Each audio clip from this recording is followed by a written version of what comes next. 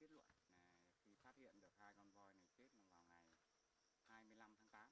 Hai con voi đã chương nước rồi và đã bốc mùi rồi. Đấy, còn về cái giới tính thì xác định đây là một con, chưa dám là khẳng định là nó chết do nguyên nhân gì. Cái này còn phải chờ cái kết luận của cơ quan điều tra. Kia ra hơn mét.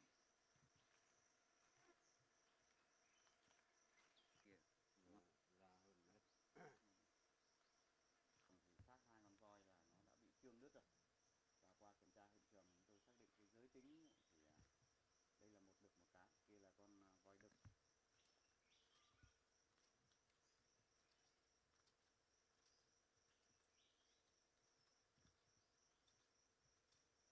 Thế là nó thuộc cái khoảnh 7 của tiểu khu 257.